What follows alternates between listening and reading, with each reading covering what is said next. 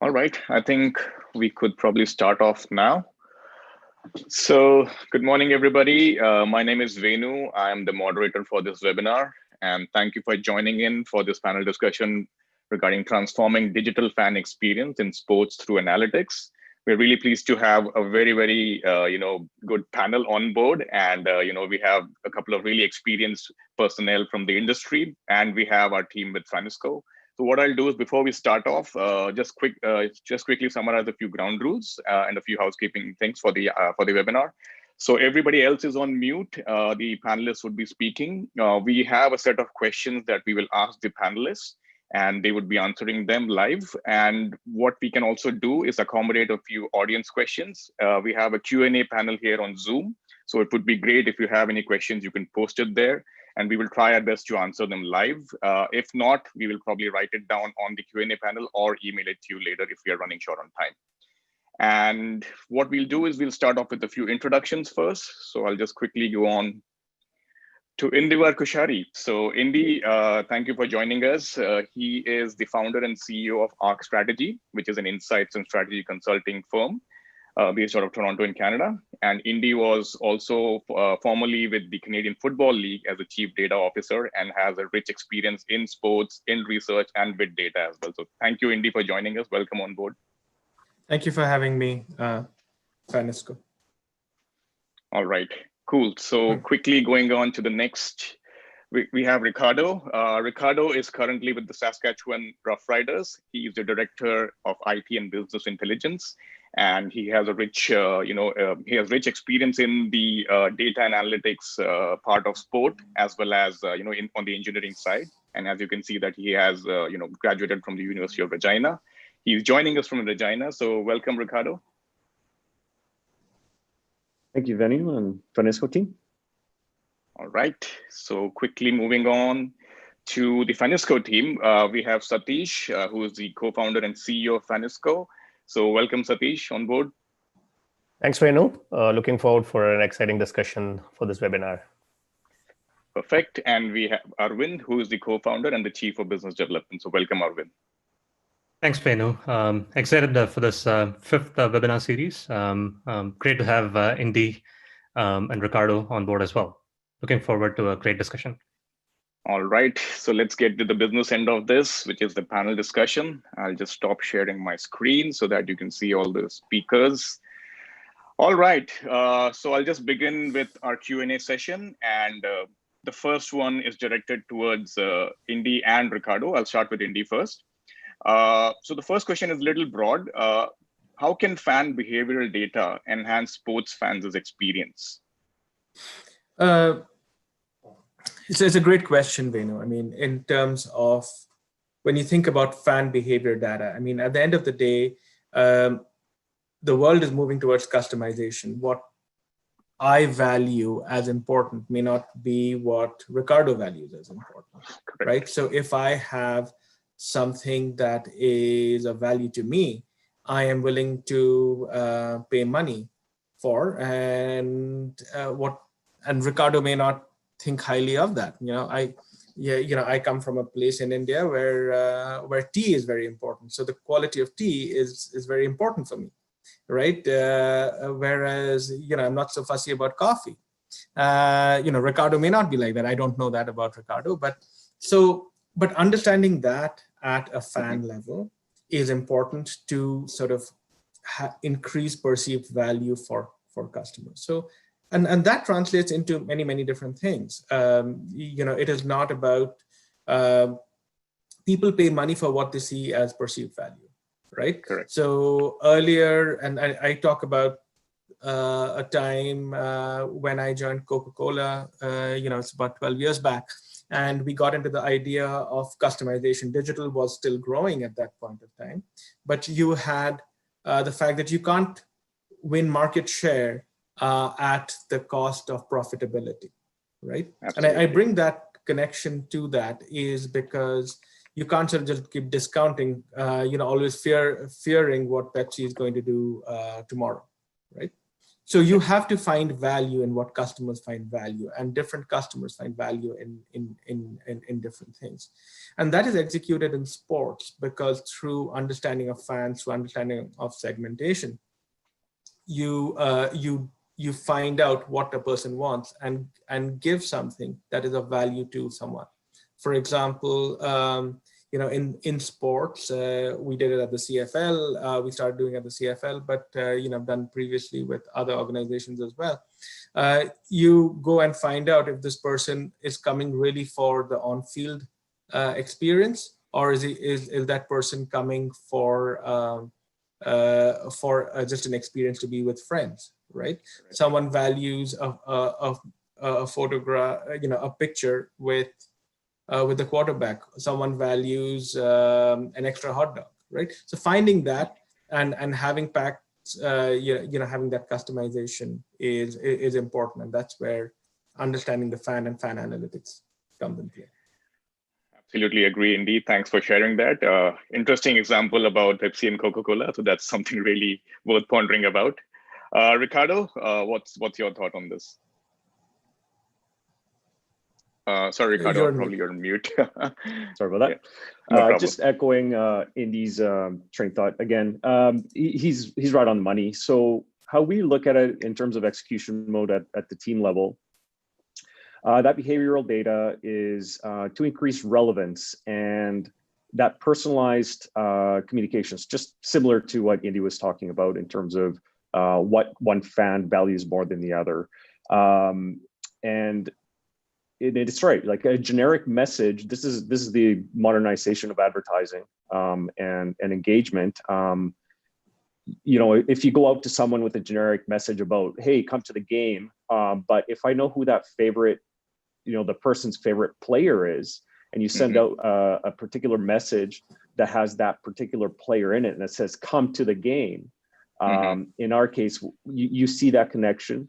They have more buy-in and it resonates. So this is not something new. Like, obviously, if we look at other industries, think of like Netflix and Amazon, they really became powerful because they understood their customers through data and analytics. And that's how they've been able to create their empires. And we're just learning from that and taking that to our processes, marketing and advertising. Interesting. I mean, yeah, absolutely. You kind of hit the nail on the head when you spoke about Netflix and Amazon. That's where they see the behavioral insights of each viewer in terms of what they like, what they don't like, which is the product or the specific show that they are spending most time on. And that can be completely taken to the sports world as well in terms of what is the segment of the game which the fan is more interested in, or who is their favorite player. And it's not rocket science to understand that, right? Yeah. Interesting, guys. Thank you for sharing that. I'll quickly move on to our next question. And so this is directed towards Aravind and Sathish. So Aravind, I'll come to you first. How can data be used to enhance the value or ROI that sponsors get for their investment with the sports organizations?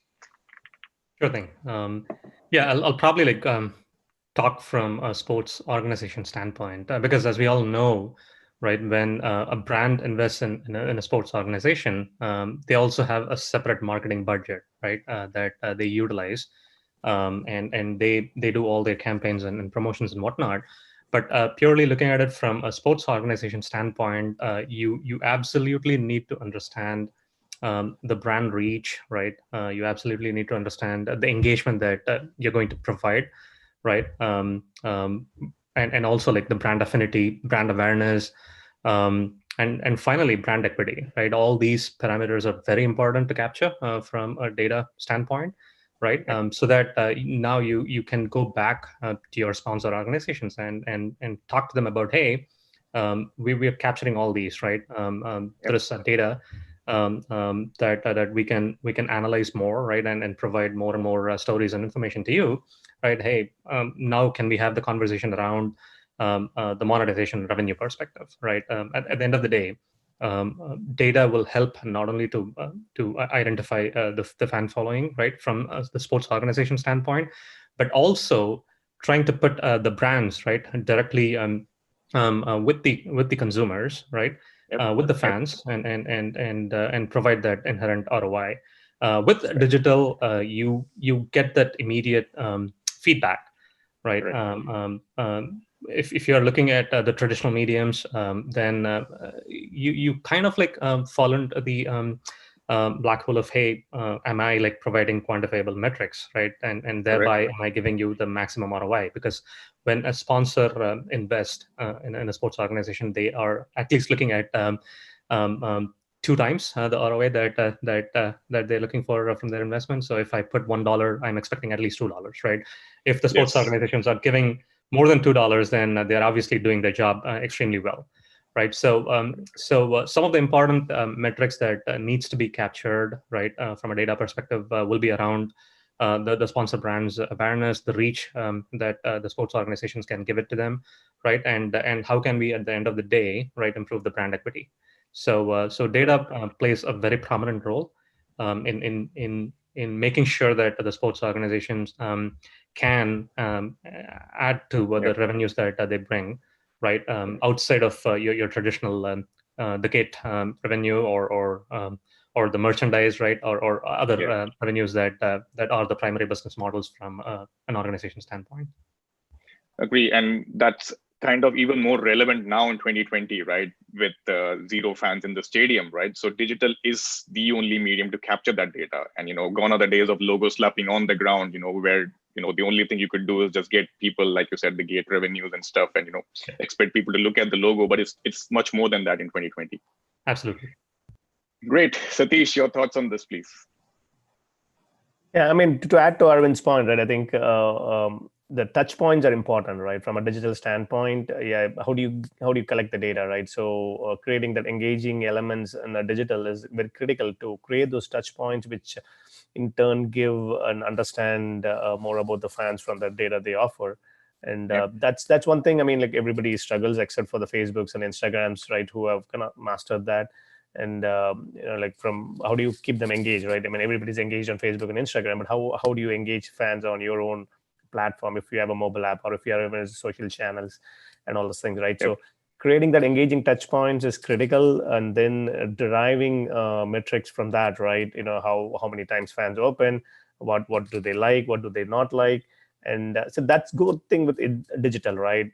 Let's say that if I'm a fan and there is a big billboard in the stadium that they put, I don't like it, or majority of the fans don't like it. It's a big investment to bring it down for the sport, and then put another one. But digital, it is very easy to experiment, beta test what you want to offer, from content angles or gamification or augmented reality. So all those create interesting touch points. And today's fans are very, what do you call, the modern fans are very, they want something special, as in this said, customized or personalized to them. Like if you're going to keep repeating the same stuff, it's not going to work. So all these things is what adds to the data that you collect, and then what you do with the data is completely the other bigger puzzle to solve. In the end, using data wisely, it helps to understand the fans better. At the same time, strategize well to showcase to the sponsors that, hey, our fans, as a sports organization, our fans are engaged. This is our demographic, and what do you want to do with them, right? So and then personalized messaging, targeting. You're not selling the data, but it's more kind of giving a better return for the sponsors, and that increases the monetization capabilities. Agree, fair point. And I think in terms of the real estate available on the digital platform, it's like, it's humongous. You can customize that as per each sponsor or as per each campaign as well, right? So you need not go with one big sponsor only, right? So that becomes another selling point for the sponsors as well. Interesting, guys. Yeah. So let's move on. So the next question is directed to Indy. Consumer analytics has found enormous success in several sectors like retail, healthcare, real estate, but it has yet to become a mainstream in the sports industry. Why is it so? So it's a great question, and it actually, in my mind, and I've been associated with hockey and MLB to some extent because of Rogers and its partnership with the Blue Jays. or ownership of the Blue Jays, I should say, and then the CFL. And there is a common thread that I have seen, but I've seen a change over the last 7 or 8 years that I've been associated with sports, and that is it was sports for a long period of time believed that maybe it's to do with the old setting that you have to work and compete on field, and if you compete on field and you have Babe Ruth or you have the next star, then everything else will happen automatically, right? You're going to make money, and and people are going to come and they're going to have hot dogs and stuff. But that necessarily isn't true, and that is coming out because a lot of things let's be honest, a lot of these owners who own are passionate about sports and passionate about that, and so there is an emotional connection beyond just the revenue that has been in the past driving force behind ownership as such. What's changing though is that the sports industry is now becoming more and more of a business, and as it becomes a business, people are reacting to it just like the way people react to businesses, right? There's more requirement of data. There is more requirement for data-driven decisions coming out of that, and that is changing because you realize that the only thing to success is not just to win the Stanley Cup, right? In hockey, you've got to do different things. I was listening to a 49ers podcast recently, and he said, you know what? You can make a lot of money. You have to be competitive because no one likes to party next to a garbage dump. But if you're competitive and you do smart things, around managing your data and providing a great fan experience, as Ricardo and the riders have done, you can be that. And so as there's more focus on P&L and profitability of the day-to-day business of franchise value, and those are getting measured, sports has been behind and catching up, but I'm pretty confident it's going to catch up pretty soon, which is good news for people like us in the industry. Interesting. Yep, absolutely. Well said. Great. Okay, moving on. Aravind, I have a question for you. Player performance analytics has been used by sports for several years, but sports organizations have not embraced gamification or augmented reality and other front-end activations, based on data for engaging fans directly. So is it, cost and lack of understanding or preventing a widespread use of this digital fan engagement analytics amongst the sports organizations? Yeah, great question, Venu. Again, we cannot deny the fact that player performance tracking is important, right? And it's one of the top priorities because whatever happens on the field, right? The success will basically translate into the sponsorship, right? The revenue that the teams or the organizations will bring in, right? And also it puts the teams say on a global footprint, right? They get that global brand awareness as is synonymous with any EPL teams or any NFL teams, right? Who have been successful, right, for a considerable time. So that is one of the top priorities for sports organizations for a number of years now, right? But we cannot discount the fact that purely from the digital technology standpoint, whether it's gamification or augmented reality, right, or any emerging tech that can be utilized, say, within the sports spectrum, right? It's gaining traction and momentum as we speak, right? Especially with the current trends. What is happening around us right now, right? It's becoming even more important for the sports organizations to take note of it, right, and create a strategy around it and make that implementation, right? So in the past, yes, there are several factors why that did not gain steam, right? Awareness is one, right? Again, from a sports owner perspective, right? That's one of my top. That's not one of my top business models, right? Yep. So I'm purely focused on, hey, how to run, right, Yep. a team or a club or a league, right? Yep. And my focus is around bringing fans to the stadium, right? Get the gate revenues, right? Make sure the players are well equipped, maintained, right? And they perform, right, to their Yep. best, right, on field, and so on and so forth. It also like comes down to cost, right? Yep.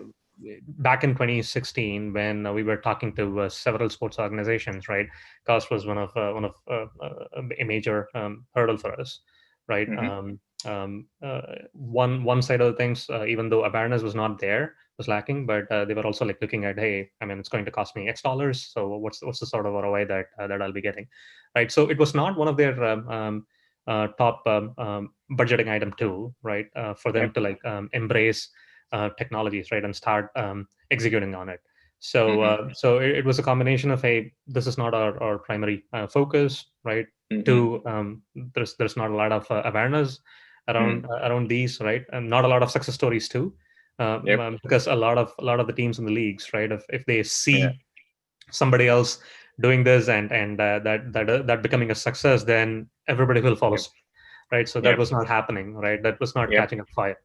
So so all of those things contributed in the past, but what we're seeing now, that is slowly changing, and now a lot of the sports organizations are having conversations with us, with several sports tech companies that we've talked to, right? So there is an urgency that we see, right, where the organizations will now, they want to make this a priority, right? Digital transformation is happening, right, as we speak, and a lot of the innovators, right, and the folks who want to like try out new things, they are now like executing on it. They are putting together a team, a strategy around it, right, and want to execute on it. So we are going to see that trend happening even post COVID, right? This is not going to stop or abruptly end, right? But this will become the way forward for any sports organization globally.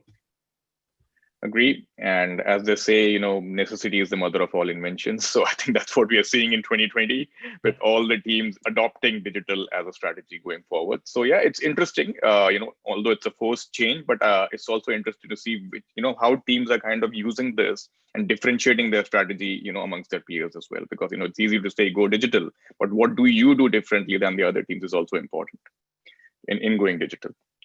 All right. So next question is for Ricardo, who's been waiting patiently. So Ricardo, this is for you. How do sports organizations see digital data?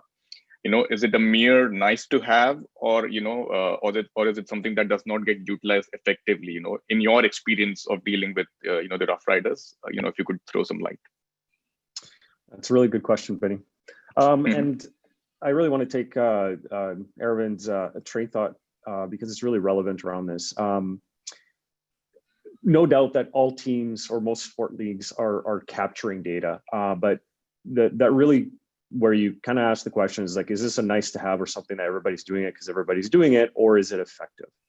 And to Arvind's point, a strategy alignment or a strategy has to be there for this. You can't collect data just to collect data, and this is where even like as a club, in terms of the data maturity scale, you start somewhere, and then you're not going to hit a home run right away. You're not going to be actioning that data immediately. So strategy will give you that roadmap to get to a point where you're executing on the data, and it provides value to the organization. And that strategy also has to align to your business strategy. So in our case, how we look at data, we have two kind of avenues. Number one is monetizing the data. So as Aravind or Sathish mentioned, how can we leverage this data to go to partnerships and sponsorships to create really value added, to create that reach? We can't, in our situation at our club, we're starting to run out of assets to sell in a stadium. We can't slap on another logo on the turf. We can't sell another billboard. We just don't have any more. So how do we create these new revenue streams? And digital is one of those avenues, like you mentioned. There's a lot of potential there. Obviously not just having an activation, but obviously how to learn from that activation, make it more valuable, relevant, give value back to that partner. That's really important. Is if you have the strategy alignment to say, like, we're going to go out and have a digital activation. Let's say, for example, an augmented reality. It's going to be cool. Great. Yep. Okay. Well, now you know something about that particular fan, and how can you leverage that going forward? That Yep. fan is no longer just interested in watching your sport game, but they also want to interact Yep. with you in a different method. Yep. Another way that we utilize data, or at least create the strategies, is having a 360-degree view of our fan. So, Yep. Sports organizations collect a lot of data, selling Yep. tickets, what events they attend, scanning emails, social, Yep. mobile, a lot of data, right? So for us, part of our strategy is, again, going back to the something I talked about, it's relevance. So Yep. when we create our personas or create the segments, we just want to make sure that we're hitting the right segments with the right message, and having a strategy around that is really important. Otherwise, like you said, it's just going to be a merely nice to have, and it's going to be wasted resources. And Yes. in sports teams, we don't have actually a lot of money to spend. A lot of money goes into the sport team itself, not necessarily Correct. running the business. So we Exactly. try to run lean and mean, and that's really where that comes across. Well said, and I completely agree, right? The primary business model is the sport itself, right? So these are the things that go in the background, but again, how do we utilize them to the best of the advantage for the teams itself? Lovely. So guys, interestingly, we have a couple of audience questions. The first one is an anonymous attendee question, okay? Probably, Sathish, you could take this one, but it's open to the panel as well if you want to join in. With increased scrutiny for collecting data and strict privacy laws, what is the process to capture data with permission from potential customers and growth market segments? Yeah, that's a very interesting question. I was expecting somebody's going to ask that, right? So I come from a cybersecurity background, so before starting Fanisko, and also cybersecurity, data security is very close to my heart, and it's very important that you don't just kind of take data without the permission. At the same time, Yep. what permissions the fans give, right? And Yep. this was, in the initial time when we were kind of talking with some of those teams and others, right? So they were expecting us to kind of give the data to them, right? Yep. Why can't we get the data and give it to them, right? Then we had to explain them, educate them that, hey, Yep. it's very interesting that you have the data, you can get the touch points, but remember that there is this permission and security thing and all, right? So Yep. opting, even the social media networks and everybody, right? You have to opt in. You have to opt in, and before you get as a fan, you have to opt in and give the data permission for you to do it. Like a simple example is, 1 second. No, you shouldn't do that. We have an additional panelist, I think. One important element is when you log in, right, you can integrate Google login or Facebook login, right? And these social networking and authentication providers are also becoming strict on what data you can offer and what data you can extract from the user. And the basic information, for example, signing in with Apple allows the user to hide the email that they provide. So there are ways in which the authentication providers are matured in giving what data that the implementers can take from the fans, and at the same time, as a sports organizations, having the responsibility on educating the fans on you are opting in for a prize that is sponsored by Pepsi or Coke or somebody, right, a sponsor, and that's why we need your email, right? So educating that is much more relevant, especially when you talk about the data, rather than just kind of I for example, I get some emails, I don't even know how I didn't even subscribe for that. Why am I getting that email, right? So you don't want to leave a bad taste in your fans. So I call it being a responsible data like as a sports organization, being responsible about your fans' data, and also having the right security measures in preventing the data getting hacked and data not being sold, and all these things are very important for sports organizations whenever they look at the data. Correct. Agree. Yeah, I think. Sorry, Indy, you had something to say? No, I didn't really, but I agree with everything that Sathish sort of said. It is about relationship with your fans. It's about the long-term relationship with the fans. It's not about it's not about the short term at all. Yep. And therefore, it is important for sports organizations as well as the leagues to be right there and not spoil a relationship. Right. Correct. Agree. Cool. Yeah. So on the same note, we have another question for both Indy and Ricardo. Maybe Indy, you could go at it first, since you have been there and done that, both of you, from a sports organization standpoint. How easy or difficult was it for you to convince your team management about the benefits of implementing, an analytics program which focuses on fan behavioral data and sponsor insights? And what were some of the challenges you faced in terms of having this change management thing going? Right. I think I'll start with saying that change management is always very interesting, and having been exposed to senior thinking on this, and I'll say this facetiously, is everyone wants change as long as they themselves don't have to change.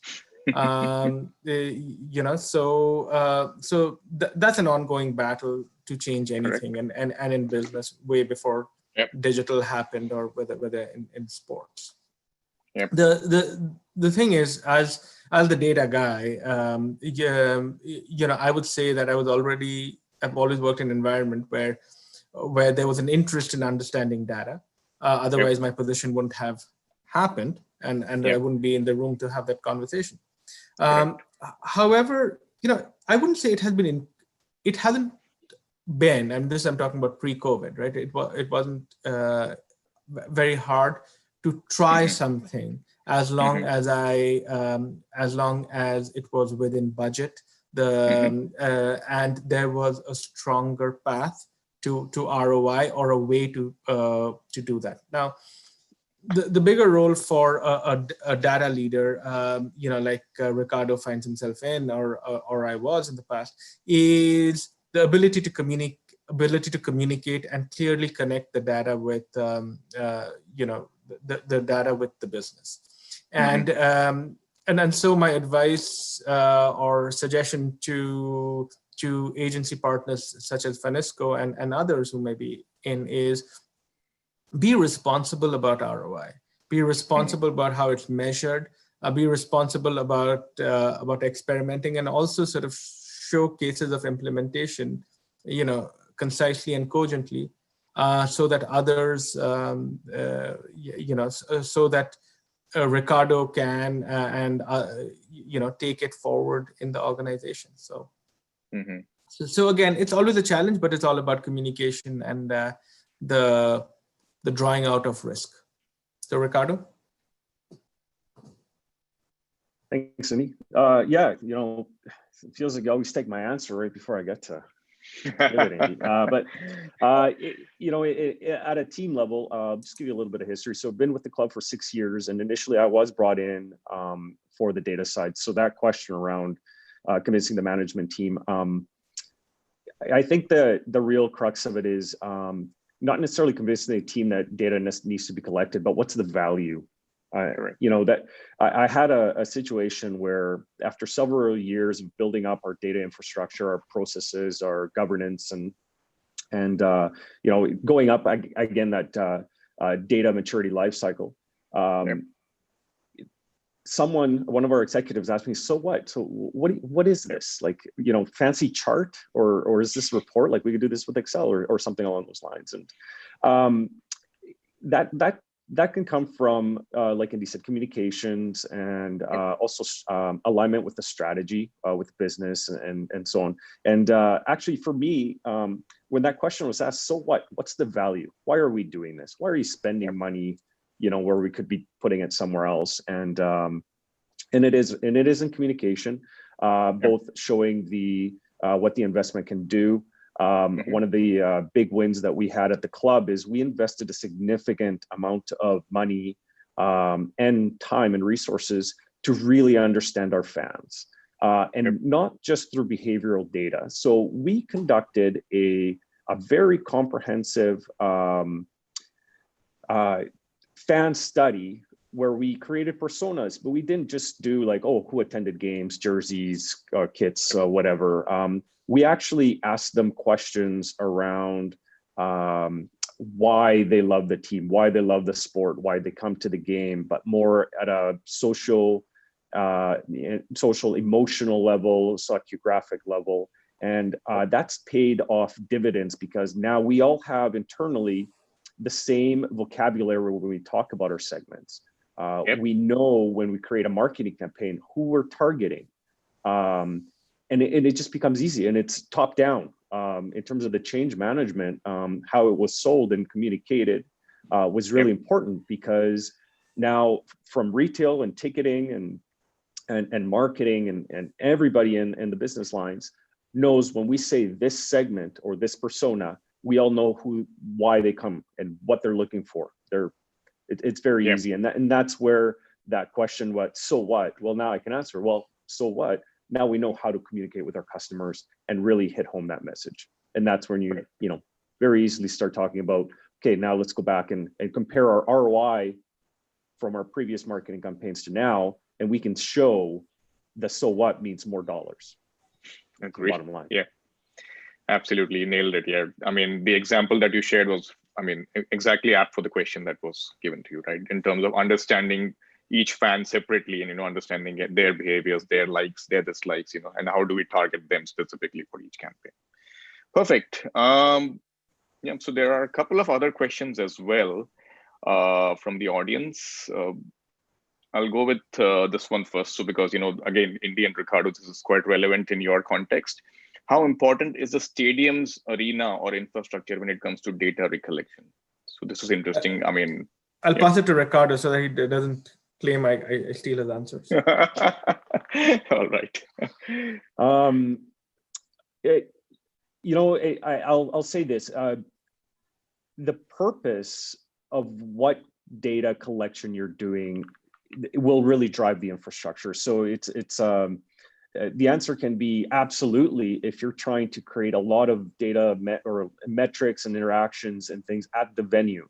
And really, I know, like, from attending a lot of conferences and talking to my peers in the North American market, whether it be NFL, NBA, NCAA, a lot of money is being invested into infrastructure at the stadiums. One of the clearest examples, I remember going to Levi Stadium when it initially launched, and it was phenomenal. The amount of data and infrastructure that they were collecting and they were actioning on it. They had a strategy and a purpose to that. And, you also go to some of the stadiums that seat 70, 80, 100,000 in NCAA, and they don't have infrastructure. They have barely any Wi-Fi. And the answer is, what would be the purpose of your reason for collecting it, and how are you going to action of it? Because if you don't have an actual, strategy around actioning on that data, then the answer is no, you don't need incredible infrastructure at the stadium, because you know what? You may already have enough coverage in your other digital channels, whether it be mobile, would be covered by whatever traditional LTE or 3G or 5G infrastructure. As opposed to, you don't need the next level of Wi-Fi or really great Wi-Fi reach at the stadium. It's not necessarily going to be the reason why your data strategy fails or succeeds. It's one of the factors, is what I would say. Correct. Agreed. Indy? No, I think we're in sync, Ricardo. In terms of, again, it isn't, we are, as I mentioned earlier, we sell going to the game not as just come watch so and so play, because but it is for the entire experience, right? I would say, and like the Roughriders have seen, having a good stadium is an important factor, right? Like it is, but it is what I would call a hygiene factor to have a decent stadium, because there are certain expectations which keep developing with experience, right? If you've been to Mosaic Field as such, it creates a certain expectation. Like you expect, you expect Wi-Fi, or you expect a certain level of seat, etc. So if you're selling the experience, you can't do that bereft of the stadium, because the number of washrooms that people have, number of hot dog stands that they have. So it is part of that, and we have to remember that having a good fan experience today is not just about the fan itself, and keeping the fan happy and they come back. Remember that every fan today, because of social media, is a marketer for your brand. Is an unpaid marketer, which is an exciting and dangerous concept at the same time, because if a person doesn't have a good experience, they're not shy to tell you they're not, or tell their friends that they had a bad experience, right? And so I think the stadium, I think this is what Ricardo mentioned, is part of it. It's not, if you have a stadium and it doesn't solve all your problems, right? You still have to do a lot with it. You're going to collect a lot of data, but you need to have smart people like Ricardo to sort of figure out what to do and how to turn that data into money. Agree, solely agree. I think social media has given a completely new meaning to freedom of expression. So the fans can complain, they can praise, they can do whatever they want on social media. So you got to be spot on as a team or as a league or as a service provider to be really good with your service and consistent with your service. All right, another interesting question from the audience by Shashank. Given that fan engagement comes in the long tail on monetization for sports businesses, are there any unique pricing models required to scale digital innovations? I'll open it up to the panel, but we can start off with maybe Aravind and Sathish, since it talks about pricing models. Yeah, I think, one of general misconception, right, I think is that anything digital has to be expensive, right? But we are living in an age where some of the things the cost has come down, really to a level where teams can experiment with it for a season, or it can be scaled up, and depending on the returns they get and all, right?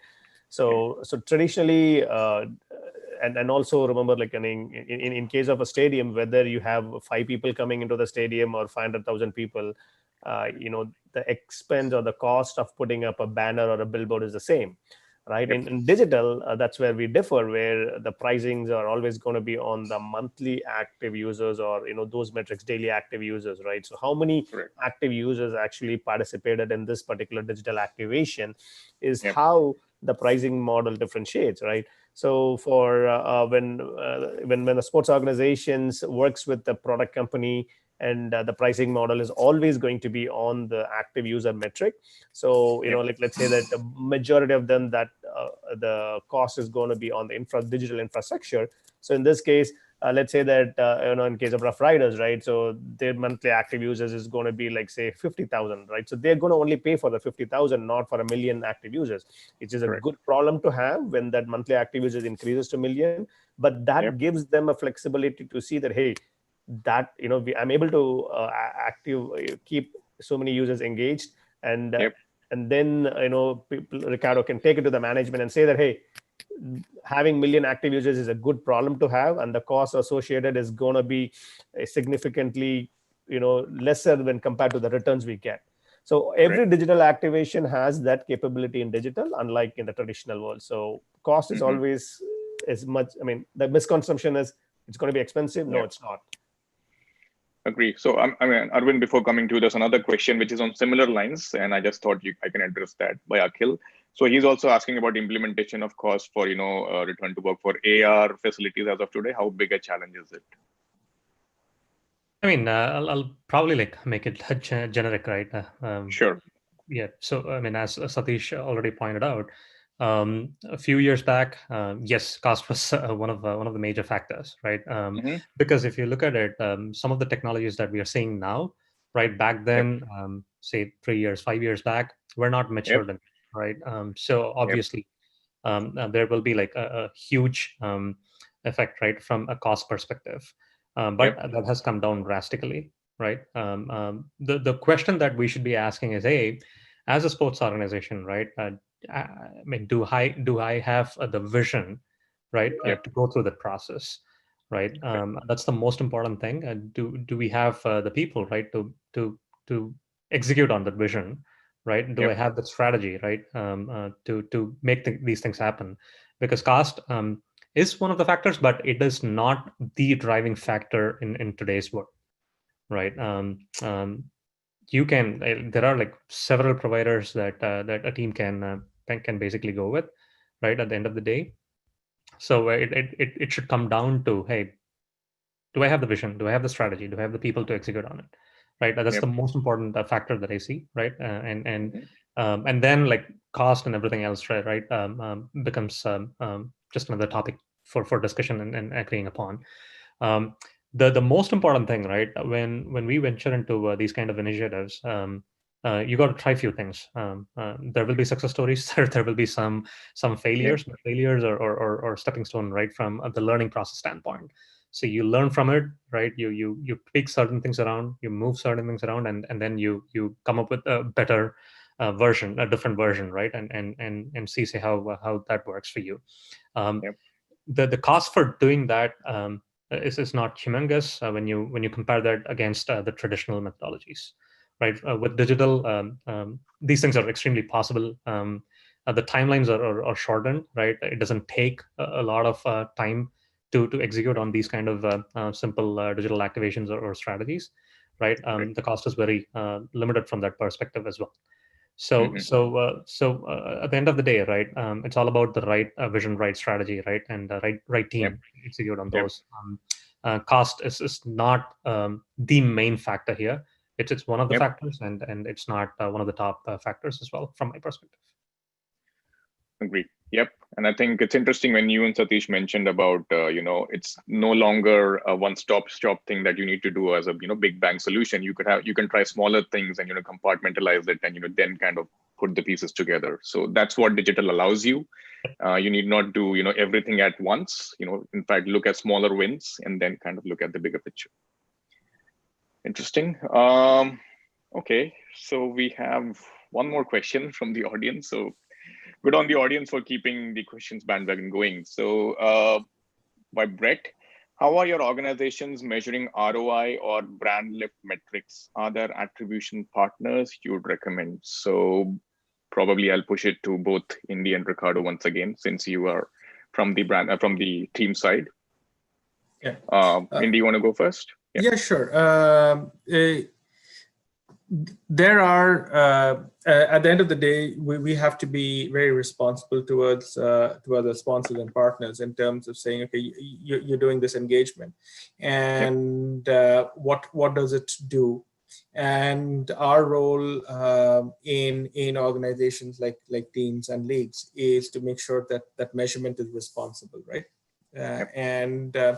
So we've deployed. I mean, you can do some basic metrics. Right? So for example, when the engagement is digital, you're able to sort of track engagement. You can track engagement metrics by different cohorts, right? You can sort of usually demographic cohorts, regional cohorts, etc., to see what was the level of engagement digitally for that, which provides a certain level of a certain level of lift, and therefore that's a report that goes back to the sponsor. What's important though is that you set benchmarks and expectations. That is very important, because the extent of the lift should be proportional to the extent of the spend or the engagement, right? So that's very important to do. There are other things that we've done. I did a lot with hockey. and here in Canada, and also implemented at the CFL for league level, and let Ricardo talk about what they're doing, is actually surveying fans or attendees and doing it's kind of like in not to get too much into the detail, but into A/B testing methodology to say did the engagement with did a certain engagement with the league or the team cause an incremental and lift that you would not have seen, and was that commensurate with the spend that you had? Right. Correct. So there is a certain amount of science, and I see the question. I mean, there are lots of different ways that you can do. A lot of consumer insight firms have extensions in different markets, Brett, about doing sponsorship lift studies. The specialized sports teams, in the United States and in Canada that do. Who should be able to help in that cause. Ricardo? Yeah, I don't have too much to add there. Indy covered it. The question is pretty broad, and it depends on the channel as well. Like, in terms of for recommendations for partners, there's too many. I probably wouldn't want to get down in that field, but. In terms of the partnership side of thing, that's obviously, Indy was talking about, kind of some of that A/B testing. But when we looked at it on the partnership side, that's something for us. We're really trying to get behind, because partnerships in the past, it was actually very hard to measure ROI. They would purchase a logo on the field. Logo would be viewed on the television. Correct. I guess that's a metric, but how do you what's the return on investment? So exactly. So if there's anything that I would say is just any general analytics or data and analytics that you can do out of all of these initiatives will come back and give you some concrete reporting. What then you can create benchmarks, and then you can see which ones are, like what Indy was saying. Did the spend match the return? And it depends on the channel. I can't really say go to this company for all of it, because it'll whether it's web or social, or is it mobile. Correct. Exactly. I want to add, if you may, right? So sure. We recently did some social augmented reality filters on Facebook and Instagram for one of our clients, and this is it's kind of a new thing on Facebook and Instagram itself, right? They're trying to kind of offer this as part of the platform, and sports organizations or any brand can use it to engage the fans, right? Interestingly, what we saw was again, we did not define any metrics on the success, but what we saw was a clear 20% growth in the followers for them. Right, they were able to identify new fans and able to kind of add them to follow their social page. And from a content perspective to this activation is, any content you post, right, you don't get that level of engagement, because before you realize the next content comes in, and it's gonna, the feed gets it gets noisy for any user, right? But we have seen a very high it spiked, and it's maintaining the plateau. That engagement day after day, and it in increasing, and we are almost close to pretty much kind of like more than 60-70% of their overall following, right? So we have seen engagement to those high numbers. So again, the activations also changes to Ricardo's points, and so you cannot have a one-size-fits-all measurement across all channels. So social, maybe your followers or your reach, that what helps, because you can go and talk to your brand saying that, okay, this is my reach in social, right? So correct. That was an interesting use case I want to share on the social AR side. Excellent. Cool. So I think we are pretty much on time in terms of ending it. But yeah, before we kind of close in, there's just one question which can also be used as a closing remark, I believe. This was asked during the registration for this webinar, and I think probably I'll ask each of you to use this as your closing remark. So will digital fan experience survive post-pandemic? There's something which is interesting. Obviously, it has been there before the pandemic, but how will people view this post the pandemic? Maybe you can just close in with this answer. I think Aravind, you can go first. Sure. Yes, it will. It will survive. There's no doubt about it. I mean, even before the pandemic, we saw a pretty nice traction, like building up from the digital aspect of the things that sports organization they do, right? So whether it was, pandemic basically like fast tracked that, in my opinion, right? It's definitely going to be there in post-pandemic. That will be the way forward from our standpoint, right? There will be more and more digital stuff that the sports organization will start prioritizing, right? Will start exploring, just like any other industry, right? Where you see like digital being the prominence, right? So we will be like heading towards that path from a sports and entertainment standpoint. Interesting. Ricardo? Yeah, just continuing that path from Aravind. It's going to survive, and a lot of new innovation and also a lot of energy has gone in to try to overcome the challenges of COVID, right? We didn't have fans in the stands, so this digital and social, every kind of way that we connect with our fans was all those buttons and levers were pressed. So it's not going to die. We're actually learning more, and it's given us more tools and to monetize or to reach out to our fans later on. It like Aravind said, it's going to increase. Like one of the ways that we're looking at now is how could we keep our partnership dollars in a time when we couldn't reach our fans physically, right? So we reached out to all of our digital and collect more and more data, using whether it was mobile activation similar to the Fanisko products, just in general, just to keep some sort of level of engagement. And the pandemic's not going to go away in a snap of fingers, so we're going to have a tail off where some fans are going to still stick with the digital only interactions until they feel safe to come back to the stands. So that's how I see it. Agreed. Indy? I obviously agree, with Aravind and Ricardo on this. I think in some ways, if you step back and think about sports, sports. Essentially, all sports is two or more people, battling their skills, watched by a bunch of people watching them battle their skills, right? I mean, that's essentially, what sports is, or has been that. And COVID is right in the center of that, and just doesn't want physical connections to happen, right? Yep. In that backdrop, the idea of creating a fan experience through digital only gains prominence, right?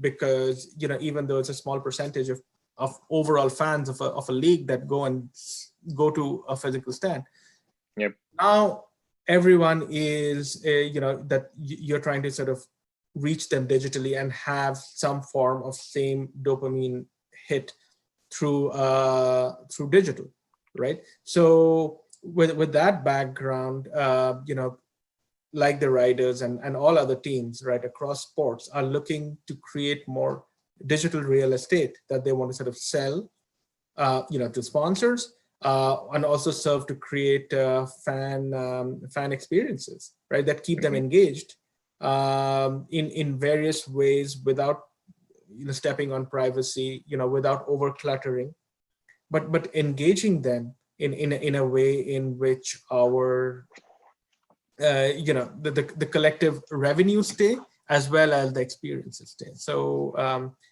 post-pandemic, digital fan experience is only going to grow. All right, Sathish, your closing thoughts. So I always believe that digital was always there, right? I think what the sports organizations were, in my opinion, didn't prioritize that from a perspective, because there have been studies which said that the modern fans are more younger and their attention span is very lower. And for example, there was a study which said that average age of a MLB baseball fan was 50 plus, right? So they're pretty much kind of like, not kind of catering to the younger audience, right? This was before COVID too, right? So the modern fan, the Gen Zs and the millennial fans are all always digital, right? So, and majority of them don't even go to the stadium to watch games and all. So there was some priorities for sports organizations getting to kind of, get into digital. I guess like all COVID has done is to really given that shock that, hey, yep, you have to really prioritize it. And some of the clients that we talk with, digital was like maybe number 20 or 30 on their budget list. Now it's slowly moving to the top 5, top 10, which is a good sign for as a sports tech company like us, and as well as people in digital, right? And who are there. And I was speaking with somebody on Monday, and they were saying that the sports teams are trying to create an innovation group within themselves. They are all realizing that, okay, we have to do that. They are carving out an innovation group, and they are looking for working with other partners to see that, okay, how do we start this? How do we? So it's I mean, it's a good investment sports organizations are moving towards, and it's going to give great returns in the end. Obviously, you cannot get returns immediately, but again, digital is going to be part of their overall sports business, right? So we are going to see a transition like that happen. Absolutely agree. And I think the critical aspect which you pointed out was the return on investment is not always immediate. It has to kind of, go through a life cycle, which people have to be patient with as well. Yeah, because, if you've not done digital before, and if you suddenly do it, you can't expect people to just jump on you, right? You have to give it time to kind of, mature and, get your fans to kind of get hooked to your platform and stuff. All right. Thank you, guys. I think this hour passed on as usual, pretty quickly. So with so many questions coming in from the audiences as well, and appreciate all your questions, the audience part. So, and thank you to all the panelists. I think this was another amazing discussion. Thank you, Indy. Thank you, Ricardo, for joining us today. And this was also shared live on YouTube. So we will also share, whoever could not attend live, we will share the link on our LinkedIn and our other social media handles as well. So thank you, guys. Have a great rest of the day, and good night to people in the rest of the world. Thank you. Thank you. Thank you. Bye-bye. Thank you. Bye.